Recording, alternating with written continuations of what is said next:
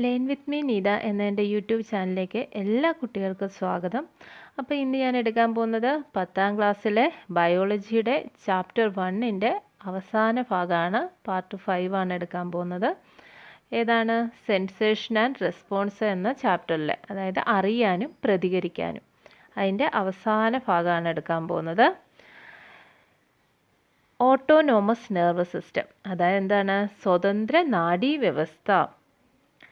There may be instances in your life when you felt sudden fear or sadness. Write down some of those experiences. നിങ്ങളുടെ ജീവിതത്തിൽ പെട്ടെന്ന് ഭയമോ സങ്കടമോ ഒക്കെ അനുഭവപ്പെട്ട ധാരാളം സന്ദർഭങ്ങൾ ഉണ്ടായിട്ടില്ലേ?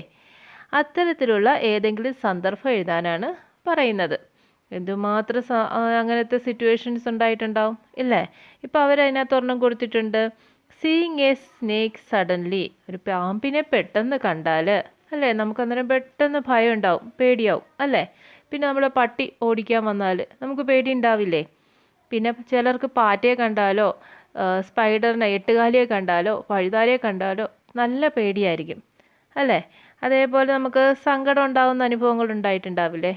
ഒരാൾ പെട്ടെന്ന് മരിച്ചെന്ന്, നമുക്ക് ഏറ്റവും പ്രിയപ്പെട്ട ഒരാൾ പെട്ടെന്ന് മരിച്ചെന്നറിയുമ്പോഴോ, അല്ലെ ഒന്നും വേണ്ട, നമ്മൾ ക്ലാസ്സിലിരിക്കുമ്പോൾ നമുക്ക് അറിയാവുന്ന ക്വസ്റ്റ്യന് ടീച്ചർ ചോദിക്കുമ്പോൾ നമുക്ക് പറയാൻ പറ്റാത്തൊരവസ്ഥ വരിക, അന്നേരം നമുക്കൊരു വിഷമം വരത്തില്ലേ? അതുപോലെ തന്നെ ചില ക്ലാസ്സിൽ നമുക്ക് ഇരിക്കുമ്പോഴത്തേക്ക് ഒരു ഭയങ്കര പേടിയായിരിക്കും അല്ലേ?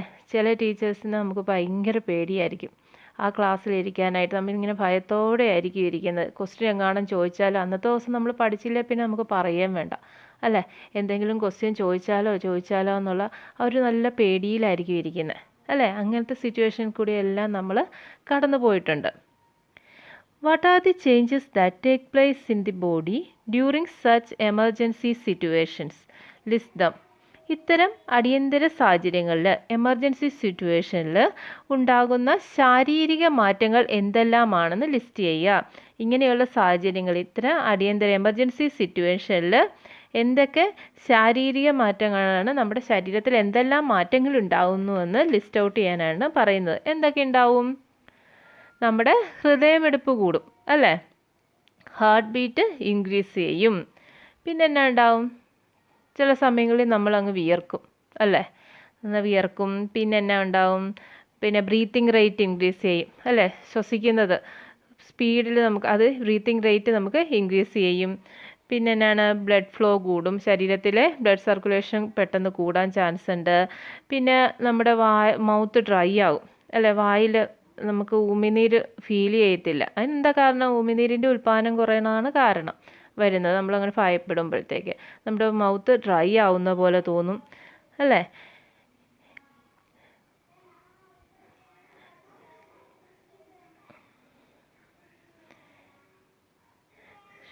Shouldn't these changes return to normal state? ഈ മാറ്റങ്ങൾ സാധാരണ നിലയിലേക്ക് എത്തേണ്ടതല്ലേ? ചർച്ച ചെയ്യൂ എന്നാണ് പറയുന്നത്. Activities that take place beyond the conscious level are controlled by the autonomous nervous system. ബോധതലത്തിന് വെളിയിൽ നടക്കുന്ന പ്രവർത്തനങ്ങളെ നിയന്ത്രിക്കുന്നത് പെരിഫറൽ നാഡീവ്യവസ്ഥയുടെ ഭാഗമായ സ്വതന്ത്ര നാഡീവ്യവസ്ഥയാണ്. ഓട്ടോണോമസ് നെർവസ് സിസ്റ്റം എന്ന് വെച്ചാൽ മലയാളത്തിൽ സ്വതന്ത്ര നാഡീവ്യവസ്ഥ എന്നാണ് പറയുന്നത്. അതായത് ഈ പ്രവർത്തനങ്ങളെ ബോധതലത്തിൽ, നമ്മുടെ കോൺഷ്യസ് ലെവലിന് വെളിയിൽ നടക്കുന്ന പ്രവർത്തനങ്ങളെ കൺട്രോൾ ചെയ്യുന്നത് ആരാണ്?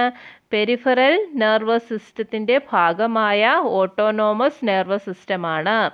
ബോധതലത്തിന് വെളിയിൽ നടക്കുന്ന പ്രവർത്തനങ്ങളെ നിയന്ത്രിക്കുന്നത് പെരിഫറൽ നാഡീവ്യവസ്ഥയുടെ ഭാഗമായ സ്വതന്ത്ര നാഡീവ്യവസ്ഥയാണ്. The sympathetic system and the parasympathetic system together form the autonomous nervous system. Sympathetic വ്യവസ്ഥയും പാരാസിമ്പതറ്റിക് വ്യവസ്ഥയും, sympathetic system and parasympathetic system ഏതിൻ്റെ ഭാഗമാണ്? സ്വതന്ത്ര നാഡീവ്യവസ്ഥയുടെ ഭാഗമാണ്, അഥവാ ഓട്ടോണോമസ് നെർവസ് സിസ്റ്റത്തിൻ്റെ ഭാഗമാണ്. Analyze the illustration, understand the action of sympathetic and parasympathetic system during emergency situation. അതായത് ഇവിടെ എന്താ പറഞ്ഞിരിക്കുന്നത്, അടിയന്തര സാഹചര്യങ്ങളിൽ സിമ്പതറ്റിക് വ്യവസ്ഥയും പാരാസിമ്പതറ്റിക് വ്യവസ്ഥയും പ്രവർത്തിക്കുന്നത് എങ്ങനെയെന്ന് ഈ ചിത്രീകരണം നോക്കി വിശകലനം ചെയ്യാനാണ് പറയുന്നത്. അപ്പോൾ നമ്മൾ ഇത്രയും എന്തുവാ പഠിച്ചത്, ഇത്രയും ഭാഗത്ത് നിന്ന് നമ്മൾ എന്താണ് മെയിനായിട്ട് പഠിച്ചത്? ഇത്രയേ ഉള്ളൂ. ഓട്ടോനോമസ് നെർവസ് സിസ്റ്റത്തിൻ്റെ രണ്ട് ഭാഗങ്ങളാണ് എന്ത്? സിമ്പതറ്റിക് വ്യവസ്ഥയും പാരാസിമ്പതറ്റിക് വ്യവസ്ഥയും എന്നാണ് പറഞ്ഞത്. ഇത്രയത്തിൽ നിന്ന് നമ്മൾ പഠിച്ചിരിക്കുന്നത്. അതിന് സിമ്പിളായിട്ട് പറഞ്ഞാൽ സിമ്പതറ്റിക് വ്യവസ്ഥ എന്താണെന്ന് പറഞ്ഞാൽ സിമ്പിളായിട്ട് നമുക്ക് മനസ്സിലാക്കാൻ വേണ്ടി പറഞ്ഞാൽ എന്തുവാ, നമുക്ക് ഭയപ്പെടുമ്പോഴുണ്ടാകുന്ന, അല്ലെങ്കിൽ നമ്മൾ ടെൻഷൻ അടിക്കുമ്പോഴത്തേക്ക്, അല്ലെങ്കിൽ നമുക്ക് കൂടുതൽ സങ്കടം വരുമ്പോഴത്തേക്ക് നമ്മുടെ ശരീരത്തിലുണ്ടാകുന്ന ഉണ്ടാകുന്ന ശാരീരിക വ്യവസ്ഥയാണ് സിമ്പതറ്റിക് എന്ന് പറയുന്നത്, അല്ലേ? ഭയപ്പെടുമ്പോൾ എന്താണ് ഉണ്ടാകുന്നത്? നമ്മുടെ ശ്വസിക്കുന്നത് കൂടുന്നു, ഹാർട്ട് ബീറ്റ്സ് കൂടുന്നു. അങ്ങനെ ഉണ്ടാകുന്നതിനെ പറയുന്നതാണ് സിമ്പതറ്റിക്. എന്നാൽ നമ്മുടെ ശരീരം ഭയമൊന്നും ഇല്ലാതെ സാധാരണ നിലയിലേക്ക്, പൂർവ്വസ്ഥിതിയിലേക്ക് മാറുന്ന ആ അവസ്ഥയെ, ആ ശാരീരിക അവസ്ഥയെ പറയുന്ന പേരാണ് പാരാസിമ്പതറ്റിക്. ഇതൊരു ഡെഫിനിഷനായിട്ടല്ല, നിങ്ങൾക്ക് മനസ്സിലാക്കാൻ വേണ്ടി മാത്രം പറയുന്നതാണ്. ഭയപ്പെടുന്ന സമയത്ത്, അല്ലെങ്കിൽ നമ്മൾ ടെൻഷൻ കൂടുതൽ അടിക്കുന്ന സമയത്ത്, നമുക്ക് സങ്കടം വരുന്ന സമയത്ത് നമ്മുടെ ശരീരത്തിലുണ്ടാവുന്ന ആ മാറ്റങ്ങളുണ്ടല്ലോ, ബ്രീത്തിങ് കൂടുക, ഹാർട്ട് ബീറ്റ്സ് കൂടുക, മൗത്ത് ഡ്രൈ ആവുക, ഇങ്ങനെയുള്ള ഉണ്ടാകുന്ന നമ്മുടെ ശരീരത്തിനകത്തും പുറത്തുമായിട്ടുണ്ടാകുന്ന ആ ശാരീരിക മാറ്റങ്ങളെ പറയുന്നതാണ് സിമ്പതറ്റിക് എന്നും. ഇതിൽ നിന്നെല്ലാം ഇപ്പം ഭയം മാറി നോർമലായിട്ട് ശരീരം റിയാക്ട് ചെയ്യത്തില്ല, ആ ശാരീരിക അവസ്ഥയെ പറയുന്ന പേരാണ് പാരാസിമ്പതറ്റിക് എന്നും പറയുന്നത്. ഇത് മനസ്സിലാക്കാൻ വേണ്ടി മാത്രം പറഞ്ഞതാണ്, ഇതൊരു ഡെഫിനിഷനായിട്ട് കണക്കാക്കല്ലോ കേട്ടോ. ഇനി സിമ്പതറ്റിക് സിസ്റ്റം നോക്കിയേ. Sympathetic system, parasympathetic system. ഇതേക്കാൻ നോക്കിയേ. ഇതിനകത്ത് the pupil in the eye dilates. കണ്ടോ? ആ കാണിച്ചിരിക്കുന്ന മനുഷ്യൻ്റെ കണ്ണിലെ പ്യൂപ്പിൾ എന്ത് ചെയ്യുന്നു? ഡയലേറ്റ് ചെയ്യുന്നു, വികസിക്കുന്നു. ഏതിൻ്റെ ഫലമായിട്ട്? സിമ്പതറ്റിക് സിസ്റ്റത്തിൽ. എന്തെങ്കിലും ഭയമോ ടെൻഷനോ സങ്കടമോ ഒക്കെ വരുമ്പോഴത്തേക്ക് എന്താ പറ്റുക? കണ്ണിലെ പ്യൂപ്പിള് ഡയലേറ്റ് ചെയ്യുന്നു, കണ്ണിലെ പിയൂപ്പിള് വികസിക്കുന്നു. എന്നാൽ അത് നോർമൽ സ്ഥിതിയിലോട്ട് പോകുമ്പോഴോ, പാരാസിമ്പതറ്റിക് സിസ്റ്റത്തിൽ വരുമ്പോൾ എന്താ വരിക? The pupil in the I contracts. എന്താ? കണ്ണിലെ പ്യൂപ്പിൾ എന്താണ്? ചുരുങ്ങുന്നു, അത് ചുരുങ്ങി നിൽക്കുന്നു. അപ്പോൾ എന്താണ് ഇതിനകത്ത്? സിമ്പതറ്റിക് വ്യവസ്ഥയിലാകുമ്പം കണ്ണിലെ pupil in the eye dilates, കണ്ണിലെ പ്യൂപ്പിൾ എന്ത് ചെയ്യുന്നു? വികസിക്കുന്നു. പാരാസിമ്പതറ്റിക്കിലാകുമ്പം കണ്ണിലെ pupil in the eye contracts. ഇനി അടുത്ത എന്താണ്? Production of saliva decreases. എന്താണ്? വായിലെന്താണ്? ഉമിനീരിൻ്റെ ഉൽപ്പാദനം കുറയുന്നു. മറ്റെന്താ? പ്രൊഡക്ഷൻ ഓഫ് പാരാസിമ്പതറ്റിക്കിൽ പ്രൊഡക്ഷൻ ഓഫ് സലൈവ ഇൻക്രീസസ്. സലൈവയുടെ നോർമലാകുമ്പോൾ എന്തുവാ പറ്റുക? സലൈവ, ഉമിനീരിൻ്റെ ഉൽപ്പാദനം എന്ത് ചെയ്യുന്നു? കൂടുന്നു. പിന്നെ അടുത്ത എന്താണ്? ട്രക്കിയയ്ക്ക് മലയാളത്തിൽ എന്താ പറയുന്നത്? ശ്വാസനാളം. ശ്വാസനാളം വികസിക്കുന്നു. Trachea expands. സിമ്പതറ്റിക്കിലെ ട്രക്കിയ എക്സ്പാൻസ്, ശ്വാസനാളം വികസിക്കുന്നു. എന്നാൽ പാരാസിമ്പതറ്റിക്കിൽ വരുമ്പോൾ എന്താണ്? Trachea contracts. എന്താണ്? ശ്വാസനാളം സങ്കോചിക്കുന്നു. അത് പൂർവ്വസ്ഥിതിയിലെത്തുമ്പം സാധാരണ നിലയിലാവുമ്പോഴത്തേക്ക് പാരാസിമ്പതറ്റിക് വ്യവസ്ഥയിൽ ട്രക്കിയയിൽ എന്താവുന്നു? ട്രക്കിയ കൺട്രാക്ട്സ് അഥവാ ട്രക്കിയ ശ്വാസനാളം സങ്കോചിക്കുന്നു. പിന്നെ എന്നാണ് സിമ്പതറ്റിക്കിൽ വരുന്നത്? Gastric activities slow down. അതായത് ആമാശയ പ്രവർത്തനങ്ങൾ മന്ദീഭവിപ്പിക്കുന്നു. ആമാശയ പ്രവർത്തനങ്ങൾ എന്താവുന്നു? സ്ലോ ആവുന്നു, പതുക്കിയാകുന്നു, മന്ദീഭവിപ്പിക്കുന്നു. എന്നാൽ പാരാസിമ്പതറ്റിക്കിലോ നോർമൽ സ്റ്റേജ് വരുമ്പം ഗ്യാസ്ട്രിക് ആക്ടിവിറ്റീസ് ബിക്കം നോർമൽ. ആമാശയ പ്രവർത്തനങ്ങൾ എന്താണ്? സാധാരണ നിലയിലേക്ക് എത്തുന്നു. പിന്നെ എന്നാണ് സിമ്പതറ്റിക്കിൽ? Glycogen is converted to glucose. Glycogen എന്തായിട്ടാണ് മാറുന്നത്? ഗ്ലൂക്കോസ് ആയിട്ട് മാറുന്നു. ഗ്ലൈക്കോജൻ എവിടെയാണ്? കരളിൻ്റെ പ്രവർത്തനത്തിലാണ് വരുന്നത്. ഗ്ലൈക്കോജൻ എന്തായിട്ട് മാറുന്നു? ഗ്ലൂക്കോസ് ആയിട്ട് മാറുന്നു സിമ്പതറ്റിക് വ്യവസ്ഥയിൽ, സിമ്പതറ്റിക് സിസ്റ്റത്തിൽ. എന്നാൽ പാരാസിമ്പതറ്റിക് സിസ്റ്റത്തിൽ എന്താണ്? ഗ്ലൂക്കോസ് എന്തായിട്ട് മാറുന്നു? ഗ്ലൈക്കോജനായിട്ട് മാറുന്നു. പിന്നെ എന്നാണ്? Peristalsis in the intestine slows down. ഏതിൽ? സിമ്പതറ്റിക് വ്യവസ്ഥയിൽ എന്താ പറ്റുന്നത്? കുടലിലെ പെരിസ്റ്റാറ്റിസ് സ്ലോ ആവുന്നു. എന്നാൽ പാരാസിമ്പതറ്റിക്കിൽ എന്താ വരുന്നത്? കുടലിലെ എന്താണ്? പെരിസ്റ്റാറ്റിസ് സാധാരണ നിലയിലാകുന്നു. Peristalsis in the intestine become normal. അപ്പോൾ സിമ്പതറ്റിക്കിൽ എന്താ വരുന്നത്? പെരിസ്റ്റാറ്റിസ് ഇൻ ദി ഇൻറ്റസ്റ്റൈനിലെ പെരിസ്റ്റാൾസിസ് എന്താവുന്നു? സ്ലോ ഡൗൺ ആവുന്നു, മന്ദീഭവിപ്പിക്കുന്നു.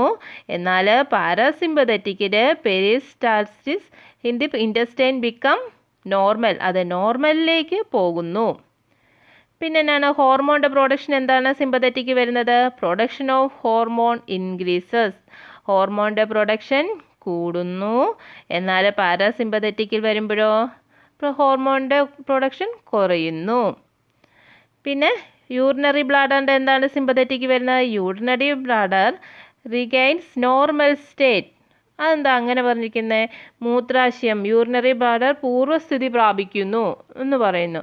അപ്പം അതൊരു സംശയം വരുന്നില്ലേ? Urinary bladder regains normal state, sympathetic വ്യവസ്ഥയിൽ അത് നോർമൽ സ്റ്റേറ്റിലോട്ട് പോകുന്നു എന്ന് പറയുമ്പോഴത്തേക്കൊരു സംശയം വരുന്നില്ലേ? അങ്ങനെയല്ല ഇവിടെ ഉദ്ദേശിക്കുന്നത്. യൂറിനറി ബ്ലാഡർ നമുക്ക് ടെൻഷൻ അടിക്കുമ്പോഴത്തേക്ക് യൂറിനറി ബ്ലാഡറിനകത്ത് മൂത്രം നിറയുന്നു, യൂറിൻ നിറയുമ്പോഴത്തേക്ക് എന്താണ് ഇപ്പോൾ നമുക്ക് ചില സമയത്ത് നല്ലതായിട്ട് പേടിച്ച് കഴിയുമ്പോഴത്തേക്ക് യൂറിൻ പാസ് ചെയ്യണമെന്നൊക്കെ തോന്നില്ലേ? അതാണ് യൂറിൻ നിറയും. അന്നേരമാണ് അത് നോർമൽ സ്റ്റേറ്റ് പൂർവ്വസ്ഥിതിയിലെത്തുന്നത്. പൂർവ്വസ്ഥിതി പ്രാപിക്കുമ്പം യൂറിൻ നിറയുന്ന അവസ്ഥയാണ് ആ പൂർവ്വസ്ഥിതി പ്രാപിക്കുക എന്ന് പറയുന്നത്. അതായത് സിമ്പതറ്റിക് ആക്ഷൻ്റെ ഫലമായിട്ട് സിമ്പതറ്റിക് സിസ്റ്റത്തിൽ എന്താണ് വരുന്നത്? നമുക്ക് പേടിക്കുകയോ സ്ട്രെസ് ചെയ്യുകയോ ഒക്കെ വരുമ്പോഴത്തേക്ക് എന്താണ് ഈ യൂറിനറി ബ്ലാഡറിൽ എന്ത് നിറയുന്നു? യൂറിൻ നിറയുന്നു. അതാണ് ഈ പറയുന്നത് മൂത്രാശയം പൂർവ്വസ്ഥിതി പ്രാപിക്കുന്നു, അഥവാ urinary bladder regains normal state. ഇനി അടുത്തെന്താ? പാരാസിമ്പതറ്റിക്കിൽ എന്താ അപ്പോൾ വരുന്നത്? നോർമലായിട്ട് വരുമ്പോഴത്തേക്ക് ഇതെല്ലാം മാറി നോർമലായിട്ട് വരുമ്പോൾ എന്താ വരുന്നത്? യൂറിനറി ബ്ലാഡർ കൺട്രാക്ട്സ്, അതായത് മൂത്രാശയം ചുരുങ്ങുന്നു എന്നാണ് വരുന്നത്. അപ്പോൾ ഇതെന്താണ്? ഇത് ഇമ്പോർട്ടൻ്റ് ആണ്. Sympathetic system and parasympathetic system, ഇതിൻ്റെ ഓരോ ഭാഗങ്ങളും ഈ പറഞ്ഞിരിക്കുന്ന എല്ലാം ഇമ്പോർട്ടൻ്റ് ആണ്, പഠിക്കേണ്ടതാണ്. ഇത് മാത്രം ഓർത്താൽ മതി. നമ്മൾ ഭയോ ടെൻഷനോ സ്ട്രെസ്സോ ഒക്കെ വരുമ്പോഴത്തേക്ക് നമ്മുടെ ശരീരത്തിൽ എന്തൊക്കെ മാറ്റങ്ങളാണ് ഉണ്ടാകുന്നത്? അതാണ് സിമ്പതറ്റിക്. അതിൻ്റെ നേരെ ഓപ്പോസിറ്റ്, അതായത് നമ്മൾ സാധാരണ നിലയിലേക്ക് മാറുമ്പോഴത്തേക്ക് എന്തൊക്കെ അവസ്ഥകളാണ് ഉണ്ടാകുന്നത്? അതാണ് പാരാസിമ്പതറ്റിക്. അപ്പം നമ്മുടെ കണ്ണ് തൊട്ട് ഹെഡ് ടു ഫൂട്ട് നമ്മളിങ്ങനെ ആലോചിച്ചാൽ മതി, നമ്മുടെ ഓരോ അവയവങ്ങൾ എന്തൊക്കെയാണ്. ഇത് നമ്മൾ ഇഷ്ടത്തോടെ പഠിച്ചാൽ പെട്ടെന്ന് പഠിക്കാവുന്ന ഒരു സബ്ജക്റ്റാണ് ബയോളജി. നമ്മുടെ അവയവങ്ങളെക്കുറിച്ചും നമ്മുടെ ശരീരത്തെക്കുറിച്ചും പഠിക്കുന്നൊരു ഭാഗമാണിത്, അല്ലേ? അപ്പോൾ നമ്മളെ തന്നെ കൺസെപ്റ്റ് ചെയ്തുകൊണ്ട് ഇതൊന്ന് നോക്കിയേ. കണ്ണിലെ പ്യൂപ്പിള്, പിന്നെ നമുക്ക് പേടി വരുമ്പോഴത്തേക്ക് നമ്മുടെ കണ്ണിലെ പ്യൂപ്പിൾ എന്ത് ചെയ്യും? വികസിക്കുന്നു. നമുക്ക് സാധാരണ നിലയിലേക്ക് എത്തുമ്പോഴത്തേക്ക് അത് എന്ത് ചെയ്യുന്നു? ചുരുങ്ങുന്നു. ഇതൊക്കെ നമ്മളെ തന്നെ ഓർത്തുകൊണ്ടൊന്ന് പഠിച്ചു നോക്കിയേ, ഇത് പെട്ടെന്ന് നമുക്ക് പഠിച്ചെടുക്കാൻ പറ്റും. ഇനി നമുക്ക് അടുത്തത് നോക്കിയേ, ഇത് തന്നെയാണ്, അത് നമുക്ക് ബോക്സിൽ എഴുതാനാണ് പറഞ്ഞിരിക്കുന്നത്. Organ or part, actions of sympathetic system, actions of parasympathetic system. അതായത് ഓർഗൻ അവയവം, പിന്നെ സിമ്പതറ്റിക്കും പാരാസിമ്പതറ്റിക്കും. അവയവം നോക്കിയേ, ഓർഗനല്ലേ പാർട്ട്? പ്യൂപ്പിള് സിമ്പതറ്റിക് സിസ്റ്റം വരുമ്പോൾ സിമ്പതറ്റിക് നാഡി വ്യവസ്ഥ വരുമ്പോഴത്തേക്ക് എന്താണ് വരുന്നത്? സിമ്പതറ്റിക് വ്യവസ്ഥയിൽ എന്താണ് വരുന്നത്? പ്യൂപ്പിൾ എന്താ ചെയ്യുന്നത്? ഡയലേറ്റ് ചെയ്യുന്നു, വികസിക്കുന്നു. നമ്മൾ പഠിച്ചല്ലേ, കണ്ണിലെ പ്യൂപ്പിൾ വികസിക്കുന്നു എന്ന് പറഞ്ഞു. എന്നാൽ പാരാസിമ്പതറ്റിക്കിൽ എന്താണെന്നാ പഠിച്ചത്? അത് ചുരുങ്ങുന്നു, കൺട്രാക്ട്സ് ചെയ്യുന്നു എന്ന് പഠിച്ചു. അപ്പം പ്യൂപ്പിൾ എന്താണ്? സിമ്പതറ്റിക്കിൽ ഡയലേറ്റ് ചെയ്യുന്നു, വികസിക്കുന്നു. പാരാസിമ്പതറ്റിക്കിൽ എന്താ എഴുതേണ്ടത്? കൺട്രാക്ട്സ് അഥവാ ചുരുങ്ങുന്നു. സലൈവറി ഗ്ലാൻഡോ, ഉമിനീർ ഗ്രന്ഥി എന്താ നടക്കുന്നത് സിമ്പതറ്റിക്കിൽ? സലൈവറി ഗ്ലാൻഡിൻ്റെ ഉൽപ്പാദനം കുറയുന്നു. നമ്മുടെ മൗത്തൊക്കെ ഡ്രൈ ആവുന്നു, അല്ലേ? ആ സമയത്ത് ആ ഒരു സിറ്റുവേഷനിൽ, അല്ലേ? ഭയമോ സ്ട്രെസ്സോ ഒക്കെ വരുമ്പോൾ ആ സിറ്റുവേഷനിൽ നമ്മുടെ മൗത്തൊക്കെ ഡ്രൈ ആവുന്നു. അപ്പോൾ ഉമിനീർ ഗ്രന്ഥിയുടെ ഉൽപ്പാദനം കുറയുന്നത് കൊണ്ടല്ലേ, സലൈവറി ഗ്ലാൻഡിൻ്റെ ഉൽപ്പാദനം കുറയുന്നത് കൊണ്ടല്ലേ അത് ഡ്രൈ ആവുന്നത്. അപ്പം എന്താണ് അവിടെ എന്താ എഴുതേണ്ടത്? Decrease salivation. ഇനി പാരാസിമ്പതറ്റിക്കിൽ എന്താണ്? ഇൻക്രീസ് സലൈവേഷൻ ഇൻക്രീസ് ചെയ്യുന്നു, അതായത് ഉമിനീർ ഗ്രന്ഥിയുടെ ഉൽപ്പാദനം കൂടുന്നു പാരാസിമ്പതറ്റിക്കിൽ. ട്രക്കിയ. ട്രക്കിയ എന്ന് വെച്ചാൽ എന്താണ്? ശ്വാസനാളം. ശ്വാസനാളം സിമ്പതറ്റിക്കിൽ എന്താണ്? ശ്വാസനാളം വികസിക്കുന്നു. എന്നാൽ പാരാസിമ്പതറ്റിക്കിൽ എന്താണ്? സങ്കോചിക്കുന്നു. അതായത് ശ്വാസനാളം സിമ്പതറ്റിക്കിൽ എന്ത് ചെയ്യുന്നു?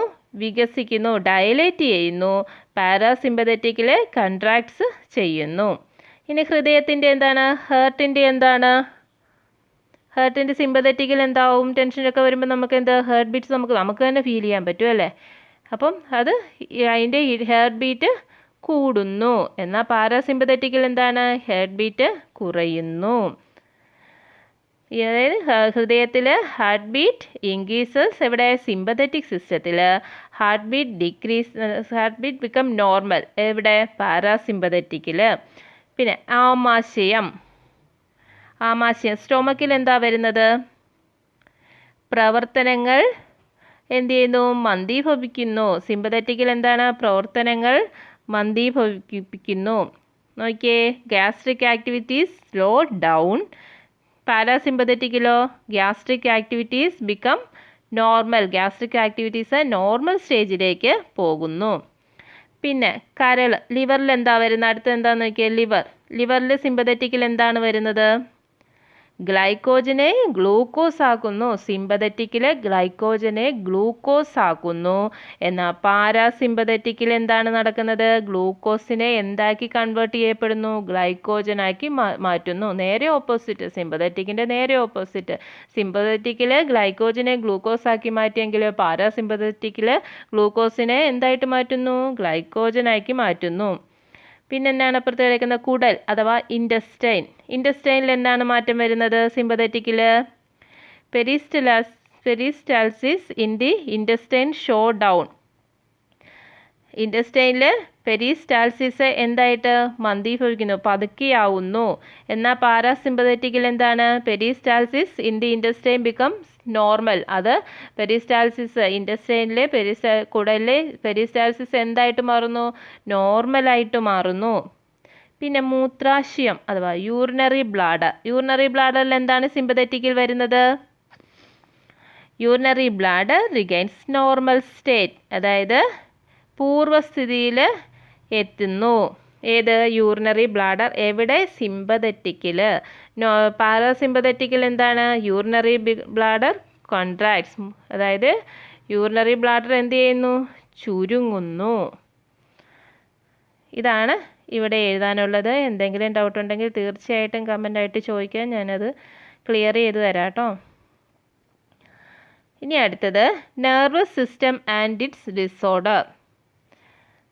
നാഡീവ്യവസ്ഥയും തകരാറുകളും ഇമ്പോർട്ടൻ്റ് ആണ്, ശ്രദ്ധിച്ചിരിക്കണം. A healthy nervous system in the basis of normal body activities. ആരോഗ്യപൂർണമായ നാഡീവ്യവസ്ഥയാണ് ശരിയായ ശാരീരിക പ്രവർത്തനങ്ങൾക്ക് അടിസ്ഥാനം. Even minor defects in the nervous system may cause serious health problem. നാഡീവ്യവസ്ഥയുടെ ഈ നെർവസ് സിസ്റ്റത്തിലെ ചെറിയ തകരാറ് പോലും ഗൗരവമായിട്ടുള്ള ആരോഗ്യ പ്രശ്നങ്ങൾക്ക് കാരണമാവും. List out the familiar disease that affect the nervous system. അതായത് നെർവസ് സിസ്റ്റത്തെ, നാഡീവ്യവസ്ഥയെ ബാധിക്കുന്ന ചില നമുക്ക് പരിചയകരമായിട്ടുള്ള രോഗങ്ങളെക്കുറിച്ച്, നമ്മൾ കേട്ടിട്ടുള്ള രോഗങ്ങളെക്കുറിച്ച് എഴുതാനാണ് പറയുന്നത്. ഒന്നാമത്തെ അവർ കൊടുത്തിട്ടുണ്ട് റേബീസ്. ഏതാണ് റേബീസ് എന്ന് വെച്ചാൽ എന്തുവാ? പേപ്പട്ടി വിഷബാധ. അത് നാഡീവ്യവസ്ഥയെ ബാധിക്കുന്ന രോഗമാണ്. പിന്നെന്താണ്? പിന്നെ ഏതൊക്കെ നമുക്ക് പറയാം? എന്തേണ്ട ഇവിടെ കൊടുത്തിട്ടുണ്ട്? അൽഷിമേഴ്സ്, പിന്നെ എന്നാണ്? പാർക്കിൻസൺ, എപ്പിലെപ്സി ഒക്കെ ഇവിടെ കൊടുത്തിട്ടുണ്ട്, താഴെ കൊടുത്തിരിക്കുന്നുണ്ടോ? ഇനിയിപ്പോൾ നമുക്ക് ഈ ഡിസീസിനെ കുറിച്ച് ഒന്ന് പഠിക്കാം അല്ലേ? ഇത് നമ്മുടെ നാഡീവ്യവസ്ഥയെ ബാധിക്കുന്ന അസുഖങ്ങളാണ്, രോഗങ്ങളാണ്, നെർവസ് സിസ്റ്റത്തെ ബാധിക്കുന്ന രോഗങ്ങളാണ്, ഡിസീസുകളാണ്. അപ്പം നമുക്കിതിനെക്കുറിച്ചൊന്ന് പഠിക്കാം. അപ്പോൾ ആദ്യം നോക്കിയേ, ഡിസീസിൻ്റെ പേരേതാണ്? അൽഷിമേഴ്സ്. അതിൻ്റെ കാരണം എന്താണ്? അൽഷിമേഴ്സ് ഉണ്ടാവാൻ കാരണം എന്താണ്? Accumulation of an insoluble protein in the neural tissues of the brain. Neurons get destroyed. അതായത് ബ്രെയിനിലെ അല്ലെങ്കിൽ മസ്തിഷ്കത്തിലെ നാഡീകലകളിൽ, അതായത് ന്യൂറൽ ടിഷ്യൂകളിൽ എന്താ അലയമായ ഒരു തരം പ്രോട്ടീൻ അടിഞ്ഞുകൂടുന്നു, ഒരു പ്രോട്ടീൻ അടിഞ്ഞുകൂടുന്നു. അത് എന്താണ്? ന്യൂറോൺ നശിക്കുന്നു. അതുകൊണ്ട് എന്താണ്? ന്യൂറോൺ നശിക്കുന്നു. ബ്രെയിനിലെ ന്യൂറൽ ടിഷ്യൂവിൽ എന്താ ഇൻസോലുബിൾ ആയിട്ടുള്ള, ലയിക്കാത്ത അലയമായിട്ടുള്ള ഒരു പ്രോട്ടീൻ, ലയിച്ചു പോകാത്ത ഒരു പ്രോട്ടീന് അടിഞ്ഞുകൂടുന്നുണ്ട്. അതുകൊണ്ട് എന്താണ്? അപ്പോൾ എന്താ പറ്റുക? ആ ന്യൂറോണ് നശിക്കുകയാണ് ചെയ്യുന്നത്, അല്ലേ? ആ ന്യൂറൽ ടിഷ്യൂവിലല്ലേ ഇത് അടിഞ്ഞുകൂടുന്നത്. അപ്പോഴത്തേക്ക് ആ ന്യൂറോൺ എന്ത് ചെയ്യും? നശിച്ചു പോവും. എന്താണ് അടിഞ്ഞുകൂടുന്നത്? പ്രോട്ടീനാണ്. ആ പ്രോട്ടീൻ എങ്ങനത്തെ പ്രോട്ടീനാണ്? ഇൻസോലുബിൾ ആണ്. അപ്പം എന്താണ് ഇതിന് കാരണം? അൾഷിമേഴ്സിന് കാരണം എന്താണ്?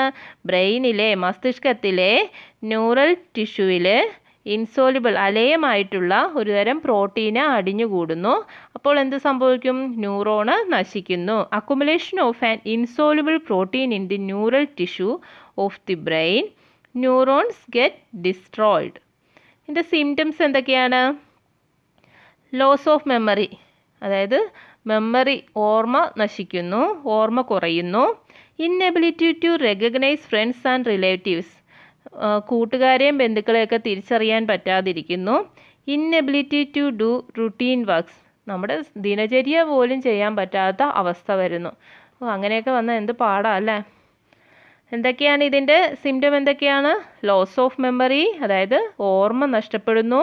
ഇന്നെബിലിറ്റി to recognise friends and relatives, നമ്മുടെ കൂട്ടുകാരെയും ഫ്രണ്ട്സിനെയൊക്കെ തിരിച്ചറിയാൻ പറ്റാത്ത അവസ്ഥ വരിക.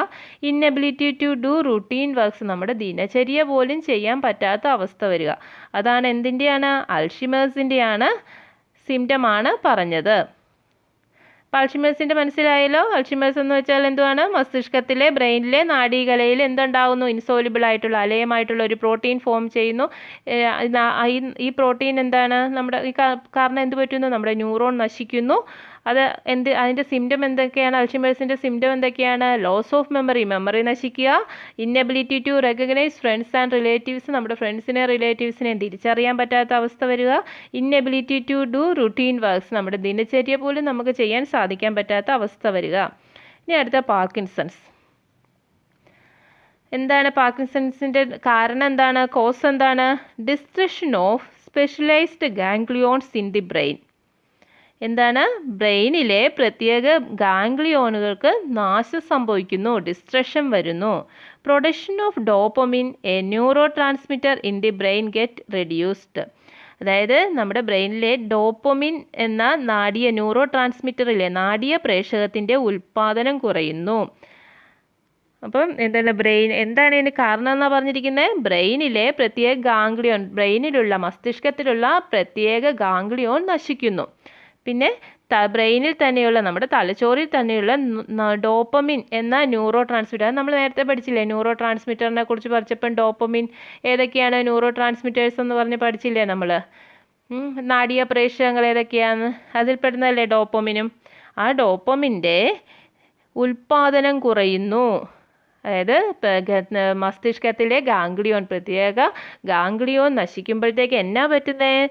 ന്യൂറോ ട്രാൻസ്മിറ്റർ ആയിട്ടുള്ള ഡോപ്പമിൻ്റെ ഉൽപ്പാദനം കുറയുന്നു. അപ്പോൾ എന്തുണ്ടാകുന്നു? പാർക്കിൻസൺസ് എന്ന അസുഖം ഉണ്ടാകുന്നു. അതിൻ്റെ സിംറ്റംസ് എന്തൊക്കെയാണ്?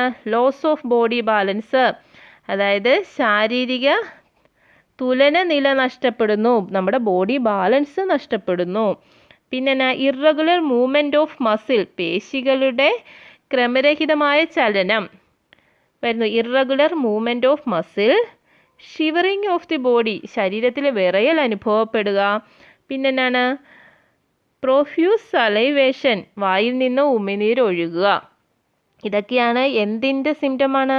പാർക്കിൻസൺസിൻ്റെ സിംറ്റമാണ്. അപ്പം പാർക്കിൻസൺസ് എന്താണെന്നാണ് പറഞ്ഞത്? ബ്രെയിനിലെ പ്രത്യേക ഗാംഗ്ലിയോൺ എന്ത് ചെയ്യുന്നു? നശിക്കുന്നു. അപ്പോൾ എന്താ പറ്റുന്നത്? ന്യൂറോ ട്രാൻസ്മിറ്റേഴ്സ്, നമ്മുടെ തലച്ചോറിലെ ന്യൂറോ ട്രാൻസ്മിറ്റർ അഥവാ നാഡീയപ്രേഷകമായ ഡോപ്പമിൻ്റെ ഉൽപ്പാദനം എന്ത് ചെയ്യുന്നു? കുറയുന്നു. അന്നേരമാണ് എന്തുണ്ടാകുന്നത്? പാർക്കിൻസൺസ് ഉണ്ടാകുന്നത്. ഇതിൻ്റെ സിംറ്റംസ് എന്തൊക്കെയാണ്? ലോസ് ഓഫ് ബോഡി ബാലൻസ്, അതായത് നമ്മുടെ ബോഡി ബാലൻസ് കുറയുന്നു. അതായത് ശരീരത്തിൻ്റെ തുലനനില നഷ്ടപ്പെടുന്നു. ഇറഗുലർ മൂവ്മെൻറ്റ് ഓഫ് മസിലിൻ്റെ ക്രമരഹിതമായ ചലനം, പേശികളുടെ ക്രമരഹിതമായ ചലനം. ഷിവറിങ് ഓഫ് ദി ബോഡി, ശരീരത്തിന് വിറയൽ അനുഭവപ്പെടുക. പിന്നെ പെർഫ്യൂസ് സലൈവേഷൻ, വായിൽ നിന്ന് ഉമിനീര് ഒഴുകുക. ഇനി മൂന്നാമത്തെ എപ്പിലെപ്സി, വെരി വെരി ഇമ്പോർട്ടൻ്റ് ആണ് എപ്പിലെപ്സി. അതിൻ്റെ കാരണം എന്നാണ്? എപ്പിലെപ്സി ഉണ്ടാവാനുള്ള കാരണം എന്നാണ്? Continuous and irregular flow of electric charges in the brain. അതായത് ബ്രെയിനിൽ, തലച്ചോറിൽ തുടർച്ചയായതും ക്രമരഹിതമായ വൈദ്യുത പ്രവാഹം ഉണ്ടാവുക. അതാണ് എന്തിൻ്റെ കാരണം? അപസ്മാരം അല്ലെങ്കിൽ എപ്പിലെപ്സിയുടെ കാരണം. Continuous and irregular flow of electric charges in the brain. ബ്രെയിനിൽ തുടർച്ചയായും ക്രമരഹിതവുമായ ഇലക്ട്രിക് ഫ്ലോ, അതായത് വൈദ്യുത പ്രവാഹം ഉണ്ടാവുക. അതിൻ്റെ സിംറ്റം എന്താണ്? Epilepsy due to continuous muscular contraction, തുടരെയുള്ള പേശികളുടെ സങ്കോചം മൂലം. എന്താണ്? Frothy discharge from the mouth മൂലം എന്താണ്? വായിൽ നിന്ന് നുരയും പതയും ഉണ്ടാവുക. ക്ലെൻച്ചിങ് ഓഫ് ദി ടീത്ത്, അത് പല്ല് കടിച്ചിങ്ങനെ ഇത് ചെയ്യുക, കടിച്ചു പിടിക്കുക. Which the patient falls unconscious, അതിനുശേഷം പേഷ്യൻ്റ് ബോധം കെട്ട് അബോധാവസ്ഥയിലോട്ടാവുക. അപ്പം അതിൻ്റെ സിംറ്റം എന്തൊക്കെയാണ്? തുടർച്ചയുള്ള പേശി സങ്കോചം മൂലം സന്നി, പിന്നെ വായിൽ നിന്നും നുരയും പതയും വരിക, പല്ല് കടിച്ചു പിടിക്കുക, പിന്നെ എന്താണ്? തുടർന്ന് അബോധാവസ്ഥയിലാവുക. അതാണ് എപ്പിലെപ്സിയുടെ അസുഖം, എപ്പിലെപ്സിയുടെ സിംറ്റം, അതായത് അപസ്മാരത്തിൻ്റെ സിംറ്റം. ഇതിനകത്ത് നോട്ടിൽ പറയുന്നില്ല, ചില ആൾക്കാർ, ചില പേഷ്യൻസ് എന്ന് വെച്ചാൽ എന്താ പറ്റുക എന്ന് വെച്ചാൽ ഇതൊന്നും കാണിക്കാതെ നേരെ അബോധാവസ്ഥയിൽ അവർ ഇരുന്ന ഇരിപ്പിൽ, ഇപ്പോൾ എവിടെയെങ്കിലും യാത്ര ചെയ്യുകയാണെങ്കിൽ ആ യാത്ര ചെയ്യുന്ന സമയത്ത് അവർ ഇരുന്ന ഇരിപ്പിൽ അങ്ങ് ബോധം പോവും. ഈ പറയുന്ന പോലെ വായിൽ നിന്ന് നുരയും പരയും ഒന്നും വരത്തില്ല, കടിച്ചു പിടിക്കുന്നില്ല, അവരങ്ങ് അൺകോൺഷ്യസിലോട്ടാവും. അങ്ങനെ കാണിക്കുന്നവരും ഉണ്ട്, റെയറായിട്ട് ഉണ്ട്. പക്ഷെ നമ്മൾ പഠിക്കേണ്ട ഇത് മാത്രം പഠിച്ചാൽ മതി കേട്ടോ. ഇതിൻ്റെ സിംറ്റം ഇത് മാത്രം പഠിച്ചാൽ മതി. അപ്പോൾ 3 അസുഖങ്ങളെക്കുറിച്ച് നമ്മൾ പഠിച്ചു. നാഡീവ്യവസ്ഥയായിട്ട് ബന്ധപ്പെട്ട് 3 അസുഖങ്ങൾ, നാഡീവ്യവസ്ഥയുടെ തകരാറ്, നെർവസ് സിസ്റ്റത്തിൻ്റെ തകരാറ് കൊണ്ടുണ്ടാകുന്ന 3 ഡിസീസസ് ഏതൊക്കെയാണ്? Alzheimer's, Parkinson's, epilepsy. അതിൻ്റെ കോസസും കാരണവും സിംറ്റവും ഇമ്പോർട്ടൻ്റ് ആണ്.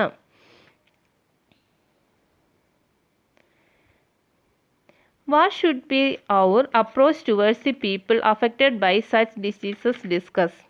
ഇത്തരം രോഗം ബാധിച്ചവരോടുള്ള സമീപനം എന്തായിരിക്കണമെന്ന് ചർച്ച ചെയ്യുക. എന്തായിരിക്കണം? അവരെ നമ്മൾ ഒരിക്കലും രോഗിയാന്നുള്ള രീതിയിൽ അവരോട് പെരുമാറാതിരിക്കുക എന്നുള്ളതാണ് ഏറ്റവും വലിയ കാര്യം, അല്ലേ? നമുക്കവർ രോഗിയാണെന്നറിയാം, പക്ഷേ നമ്മളത് അവരോട് പെരുമാറാതിരിക്കുക, അവരെ കൂടുതൽ കെയർ ചെയ്യുക. അൽഷിമേഴ്സ് രോഗം വന്നവർക്ക് സത്യം പറഞ്ഞാൽ ആർക്കാണ്? പേഷ്യൻറ്റിനല്ല നമ്മൾ ഇത് കൊടുക്കേണ്ടത്, കൗൺസിലിംഗ് കൊടുക്കേണ്ടത് അവരെ നോക്കുന്നവർക്കാണ്. കാരണം കൂടുതൽ ക്ഷമ അവർക്ക് ആവശ്യമാണ്. കാരണം അവർക്ക് മെമ്മറി ഒന്നുമില്ല.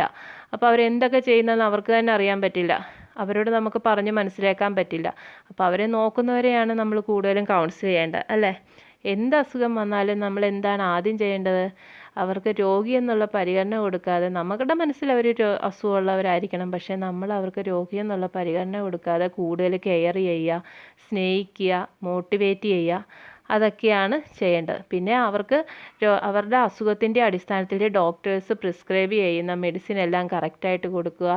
എക്സസൈസ് ചെയ്യിക്കേണ്ടവരാണെങ്കിൽ അതെല്ലാം ചെയ്യിപ്പിക്കുക, അല്ലേ? അവർക്കൊരു കോൺഫിഡൻറ്റ് കൊടുക്കുക. നമ്മളെപ്പോഴും അവരുടെ ഒപ്പം ഉണ്ടെന്നുള്ളൊരു തോന്നൽ അവർക്ക് കൊടുക്കുക, അല്ലേ? അത് മെൻ്റലി സപ്പോർട്ട് കൊടുക്കുക, ഫിസിക്കലി സപ്പോർട്ട് കൊടുക്കുക. ഇതൊക്കെ തന്നെയല്ലേ നമ്മൾ മെയിനായിട്ടും ചെയ്യേണ്ടത്. The nervous system helps us to experience various stimuli as well as to respond towards them. Special care should be taken to maintain the health of this organ system. അതായത് വിവിധ ഉദ്ദീപനങ്ങളെ, ഇമ്പൾസിനെ, സ്റ്റിമുലയെ അനുഭവവേദ്യമാക്കുന്നതിനും അവയോട് പ്രതികരിക്കുന്നതിനും നമ്മെ സഹായിക്കുന്ന നാഡീവ്യവസ്ഥയാണ്. ഈ അവയവ വ്യവസ്ഥയുടെ ആരോഗ്യ സംരക്ഷണം നാം പ്രത്യേകം ശ്രദ്ധിക്കേണ്ടതല്ലേ, അല്ലേ? ശ്രദ്ധിക്കേണ്ടതാണ്. Receptors that receive stimuli promote the action of nervous system. It would be very interesting to know about these receptors and the sense organ in which they are included. Stimuli അതായത് ഉദ്ദീപനങ്ങളെ സ്വീകരിക്കുന്ന ഗ്രാഹികൾ റിസപ്റ്റേഴ്സാണ് നാഡീവ്യവസ്ഥയുടെ പ്രവർത്തനങ്ങൾക്ക് പ്രേരകമാവുന്നത്. ഇത്തരം റിസപ്റ്റേഴ്സിനെ കുറിച്ച്, ഇത്തരം ഗ്രാഹികളെക്കുറിച്ച് അവ ഉൾപ്പെടുന്ന ഇന്ദ്രിയങ്ങളെക്കുറിച്ചും അതായത് സെൻസ് ഓർഗനെക്കുറിച്ചും അറിയുന്നത് ഏറെ കൗതുകകരമായിരിക്കും എന്നാണ് പറയുന്നത്.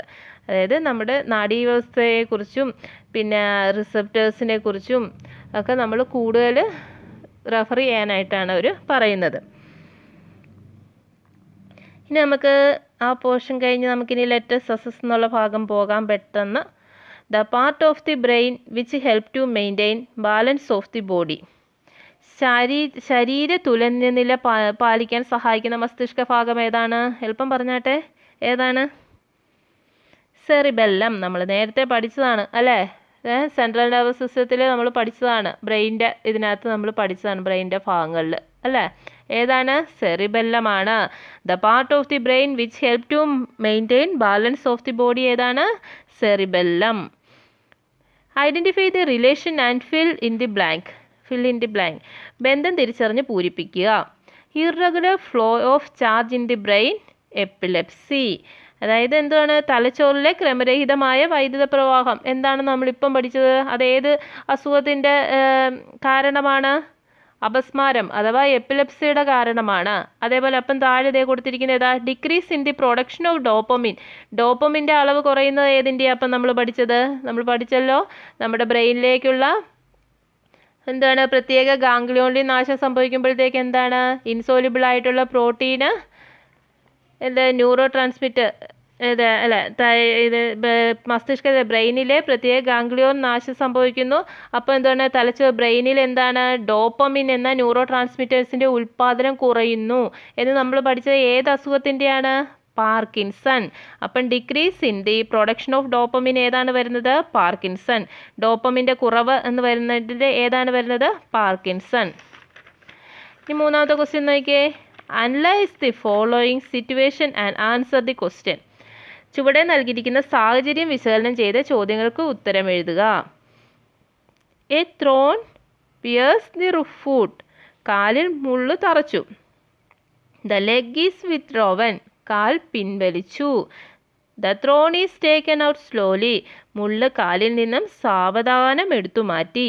Right the stimuli and response. ഇതിനകത്ത് സ്റ്റിമുലൈ ഏതാ വരുന്നത്? ഇതിനകത്ത് ഉദ്ദീപനം ഏതാണ് വരുന്നത്? ഉദ്ദീപനവും പ്രതികരണവും. ഇതിനകത്ത് ഉദ്ദീപനവും പ്രതികരണവും പറയാനാണ് പറഞ്ഞിരിക്കുന്നത്. കാലിൽ മുള്ളു തറച്ചു, കാല് പിൻവലിച്ചു, മുള്ള് കാലിൽ നിന്ന് സാവധാനം എടുത്തു മാറ്റി. ഇതിനകത്ത് സ്റ്റിമുലൈ അഥവാ ഉദ്ദീപനം ഏതാണ് വരുന്നത്? ഏതാ വരുന്നത്? നമ്മൾ പഠിച്ചിട്ടുണ്ടല്ലോ, അത് നോക്കുമ്പോൾ തന്നെ മനസ്സിലാവും. ഏതാ സ്റ്റിമുലൈ വരുന്നത്?